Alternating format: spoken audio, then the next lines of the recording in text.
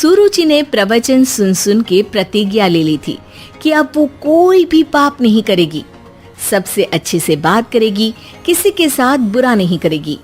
बहू, ये मच्छर तेरे गाल पे कब से बैठा है? अरे काट लिया तो गाल गुलाब की तरह लाल कर देगा। बैठे रहने दो माँ जी, उसे आराम करना होगा। उसने मेरे गाल को अपना घर समझ लिया है, तो मैं उसे बेघर क्यों करूं? अरे ज्ञान की बारिश बाद में करना, अपने गाल का मच्छर हटा ले। मलेरिया हो गया तो तुझे आराम करना पड़ेगा।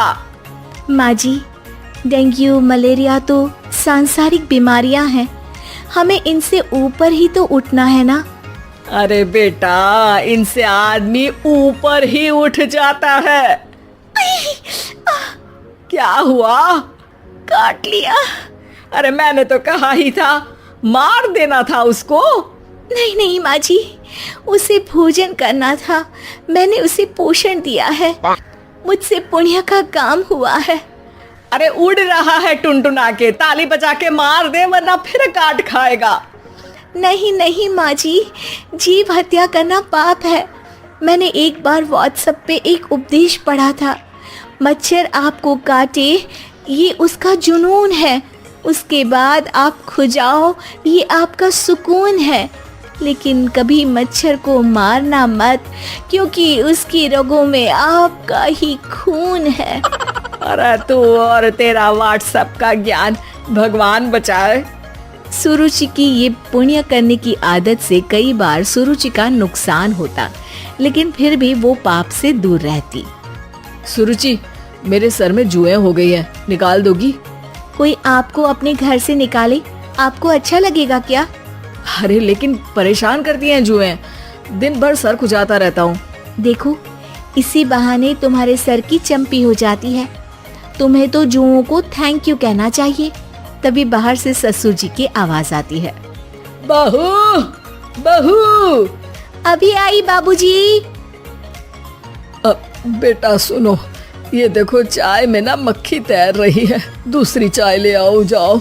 ला दूंगी, पर मक्खी मत हटाइएगा। अरे क्यों बेटा?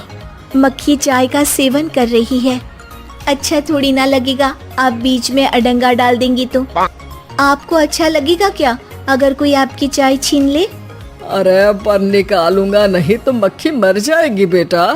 नहीं नहीं बाबूजी, आप उसे पीने दीजिए, पीकर उड़ जाएगी। लेकिन बाबूजी मक्खी के साथ ही चाय पी जाते हैं। ये क्या किया बाबूजी? अरे मक्खी सिर्फ चाय ही क्यों पिए, आज सुबह मैंने मिठाई भी खाई है, पेट में ही है, वो पेट में चाय भी पीती रहेगी और मिठाई भी खाती रहेगी। सुरुचि को समझ में नहीं आता कि वो बाबूजी के इस कारनामे पर क्या जवाब दे। वो सास के पास जाती है। सास के हाथ में एक खटमल मारने की दवाई है। माँ जी, आपके हाथ में ये क्या है? अरे बेटा, तू तो बीए पढ़ी है, इतना तो पढ़ने में आया ही होगा कि ये खटमल की दवाई है। माँ जी, आप क्यों मार रही हैं खटमल? मत मारिए माँ जी, आप अपनी नींद के लिए खटमलों को हमेशा के लिए सुला देना चाहती हैं। अरे अब चुप भी हो जाओ देवी, पुरानी दवाई है, एक्सपायर हो गई है, फेंकने जा रही हूँ, नहीं मार रही हूँ खटमल। और वैसे भी खटमल से ज्यादा तो तूने हमारी नींद हराम कर रखी है। माँ जी, पुण्य करना चाहिए, आपको तो ज्यादा करना चाहिए, आपकी तो उम्र भी हो रही है। अरे उम्र से याद आया, बैंक में जाकर जन्म तारीख सही करवानी है, तैयार हो जा, कल स्कूटी चला के ले जाना मुझे। अगले दिन सास घर से निकलने से पहले दही शक्कर खा रही है और जल्दी जल्दी में हाथ नहीं धोती। बहू स्कूटी निकालती है और सास ताला लगाती है। ताला लगाते वक्त शक्कर के दाने ताले पे रह जाते हैं और दोनों सास बहू हड़बड़ी में घर से बाहर निकल जाती हैं। अच्छा हुआ कि तेरी स्कूटी में सेल्फ स्टार्ट है, वरना तू तो बोलती कि मैं किक नहीं मारूंगी, किक मार दी तो पाप लगेगा। माँ जी, इस तरह मजाक करना भी पाप होता है। दोनों सास बहू बैंक पहुंचती हैं। अभी लंच टाइम है, बाद में आना। अरे भाई साहब सुन तो लो, करवाना क्या है? अरे जन्म तारीख बदलवानी है, कैसे बदलेगी? अब किसी और तारीख को पैदा हो जाओ।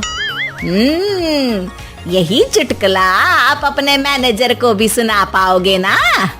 वो भी हंस ले थोड़ा, अभी बुलाती हूँ। अरे अरे रुकिए, ये फॉर्म भरिए और आधार कार्ड दीजिए। अरे राम रे, आधार कार्ड तो भूल ही गई, उसके बिना तो नहीं होगा। अरे बहू जा, घर से जल्दी से मेरा बटुआ उठा ला, उसमें मेरे सारे कार्ड रखे हैं। जा जल्दी लेकर आ, वरना बैंक बंद हो जाएगा और कल मुझे अपनी बहन के यहाँ भी तो जाना है ना। जी माँ जी, अभी गई और अभी आई। अरे रुक, चाबी तो लेकर जा घर की। बहू जल्दी से घर पहुंचती है, लेकिन घर पहुंचते ही देखती है कि ताले पे बहुत सारी चींटियां हैं, जो माँ के ताला लगाते वक्त हाथ से ताले पे शक्कर छूट जाने के कारण आ गई थी। चींटियां हट जाओ, मुझे आधार कार्ड निकालना है। बहू चींटियों को हटाती नहीं है, उनसे मिन्नतें करने लगती है। सुनो, हट जाओगी तो और भी शक्कर के दाने खिलाऊंगी। अभी सास का काम बहुत ज़रूरी है, मेरी बात सुन लो, मान लो। मैंने तुमको हटाया तो पाप हो जाएगा। चींटियां कैसे सुरुचि की बातें सुनती जब घर में ही उसकी कोई नहीं सुनता था। शाम हो जाती है पर चींटियां हटती नहीं है। तभी सास वहाँ ऑटो से आ जाती है। अरे कहाँ रह गई तू? बैंक भी बंद हो गया। माँ जी, ताले पे चींटी। सास पूरा माजरा समझ जाती है और बहू से कहती है, एक बात बता, सोच के देख, अगर मुझे खून की बोतल चढ़ानी पड़ी और उस पर चींटी बैठी हो, तो बोतल से चींटियों को हटा के मुझे बचाएगी या चींटियों को वहीं बैठा रहने देगी? माँ जी, ऐसा होगा ही नहीं। अरे चींटियों को तो मीठा पसंद होता है, खून की बोतल पे तो मच्छर आएगा, क्योंकि खून तो मच्छर पीता है। सास सर पकड़कर बैठ जाती है और रोने लगती है। तभी ससुर जी और सुरुचि का पति भी वहां आ जाता है। अरे रो क्यों रही हो? रहने दो जी, तुमको बताया तो तुम भी रोने लगोगी अपनी किस्मत पर। अगले दिन सास अपनी बड़ी बहन के यहाँ चली जाती है। पति अपना काम कर रहा होता है और सुरुचि उसके पास जाकर कहती है, ये जुएं खत्म करने की दवाई है, मैं मालिश कर देती हूँ। अरे लेकिन तुमको पाप नहीं लगेगा? अपनों की खुशी के लिए अगर छोटे मोटे पाप करने पड़े तो वो पाप अच्छे हैं जी।